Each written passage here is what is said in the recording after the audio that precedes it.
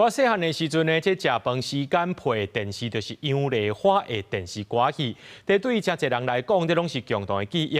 81岁的歌戏国宝杨丽花对4岁电台，一世人拢奉献给歌戏，开创电视歌戏的黄金年代。文化部即摆伫咧宜兰的团结中心替杨丽花举办头一届的个人展览《世纪初恋杨丽花》，邀请大家做伙来回顾歌戏的黄金年代。 若有我的观众伫，我永远都无退休啦。短短2句话讲出来，敢若几秒钟的时间，毋过对杨丽花来讲，却是一世人。伊对4岁开始唱野台戏，16岁演出内台歌戏，到广播歌戏出唱片，甚至是家家户户守伫咧电视机等的电视歌戏，一路行来77档，或者帮配杨丽花，成做真侪台湾人的共同记忆。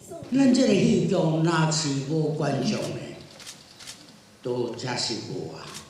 若戏剧有观众，免惊无啦。杨丽花会老，但是歌戏永远袂老。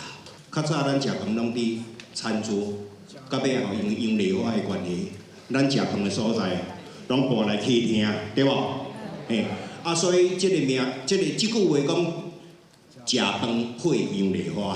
即届文化部邀请杨丽花伫咧宜兰团结中心头届举办个人的展览，号做《世纪初恋杨丽花》。展览一礼拜就破9万人参观。杨丽花甲较早的戏衫、布景和道具拢搬到团结中心。伊的徒弟陈阿兰就分享，有的歌戏衫一输就要200万，为着要完整呈现连戏红仔，拢是杨丽花亲身落去雕伪装、头毛和清擦。杨阿姨80几岁了。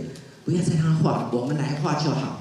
杨阿姨说：“杨丽花，家己画杨丽花，这是杨丽花。”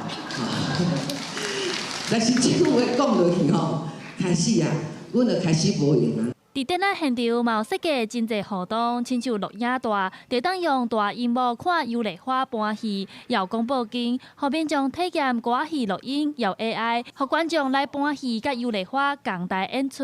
既然是杨丽花的故乡，团结中心嘛邀请大家感受杨丽花创造出来的歌戏黄金年代。记者陈阿选林旭凯台北报道。